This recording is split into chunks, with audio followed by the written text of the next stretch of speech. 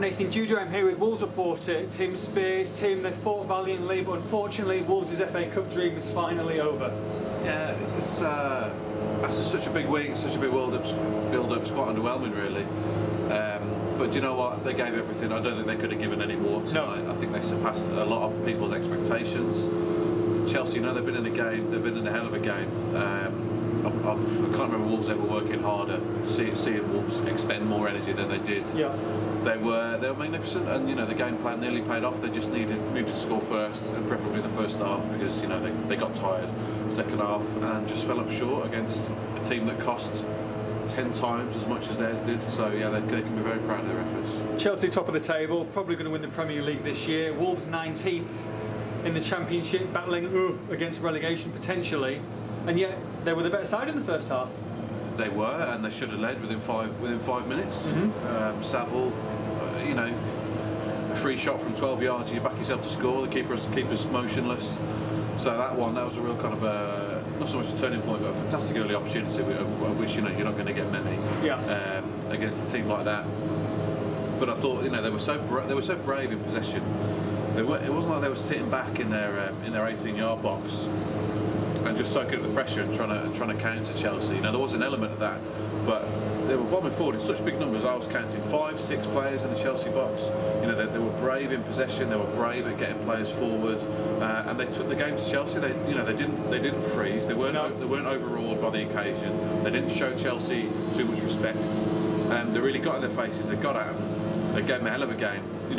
It's for the first hour we're talking here. It's just a shame they couldn't score basically. And going forward in numbers, but also defending in numbers as well. I mean, the work rate was they couldn't keep that for 90 minutes. It was impossible. No, and that was the problem with not scoring early, because they were getting forward and getting back. Yeah. And running up and down. Edwards and Saville and Price and Vyman and everybody running up and down the pitch. Whereas if they get that goal in the first half, they can just concentrate or focus most of their energies on defending. But because they were all bombing forward as well. That's why they're tired so visibly around about the hour mark. Yeah. Lo and behold, 5 minutes later is when Chelsea take the lead. So game plan almost worked to a T. Like I said, it was just about getting the noses in front of the first half, which they couldn't quite manage. Antonio Conte said it's the hardest team they've played in the cup this season, and that they were lucky first half. And it's quite right, really. Yeah, well, they've only played Brentford and another smallish team. It sounds good, so it does sound good. Yeah. Yeah, and Chelsea showed them a lot of respect. A with the team they put out. What a team, by the way. That was a shocker. Paul Lambert was shocked as well, I think. We weren't expecting a Costa and Hazard, I think. Pedro, Willian, Fabregas, a fantastic team. So they showed Wolves respect in that sense, and with their substitutions. Yeah. We had 2 defensive substitutions. Yeah. Azpilicueta came on for a midfielder, and then Kante came on. So they were protecting their 1-0 lead. Huge mark of respect to Wolves. What Wolves needed was a second wind after going 1-0 down, and they needed more from the bench, or better options from the bench. Sure. I mean, New Dicko missed him. Getting a lot of stick from fans at the moment, but they did miss him. They missed his energy. He would have made a bit, massive game for Donovan Wilson to come into. You wanted Dick off the bench there, and perhaps substitutions could be made early. It was great to see Ronan and Sace come on. Good substitutions, but too late. I mean, they were 82nd minute, 83rd minute. You were thinking they should have been on 15 minutes before. Yeah, you needed that on the 70-minute mark, not long after Chelsea's goal. Mm-hmm. So, yeah. And the second goal was kind of inevitable, really, at the end, and it was game over by that point. Wolves didn't test Begovic in the second half. No. And not that Hakimi had a fat lot to do either during the whole game. Mm-hmm. But yeah, like I said, they just kind of missed out on that second wind.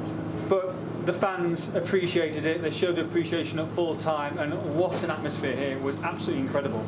Yeah, I've just spoke to Dave Edwards, who said when he was in the tunnel he's never heard it louder at Molineux. Wow. He should know, and that's the biggest Molineux crowd that he's ever played in front of, and the biggest that most people in the stadium that have ever seen here, because biggest home crowd since 1981, which is phenomenal. First sellout for 3 years. Fantastic atmosphere. Mm-hmm. They really made a difference to the players, I felt, in the way that the noise they generated before kick-off and as the game were kicking off, they were so noisy, and it's been a bit of a slow build-up for a lot of fans this week after the Wigan game. But there was no, they expended a lot of energy as well, and they played their part. And they'll need to play their part again on Friday night, because with the certain results that have gone, Yeah. QPR have won today and Burton Albion have won today. They definitely don't want a Wigan showing again on Friday night. Yeah, so Wolves have moved one place lower in the table behind QPR.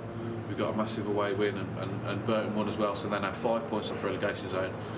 It was quite telling, really, that shortly after full time the fans started singing something about the Brummies, which I can't repeat. Go on, tell us. Sort it out. So they've already switched their attention to Friday, and kind of, that's their message to the players. Sure. All right, you've proved you can do this against Chelsea and compete with Chelsea.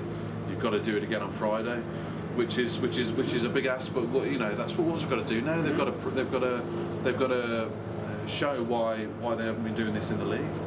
And they can look back on this FA Cup campaign with, so proud. I mean, it's great memories. Yeah, absolutely. There's anyone who went to whatever Stoke Stadium's called these days, and then to Anfield. I mean, memories to last a lifetime. There were fantastic occasions, never to be forgotten, and proved how how well Wolves can play. So it's about doing it again now. Yes, and there's still light at the end of the tunnel. Do you like that? No. It's not bad. Okay, that's okay. Okay, Wolves 0, Chelsea 2. FA Cup dream is over. For all the post-match reaction on this one, make sure you log on to expressandstar.com.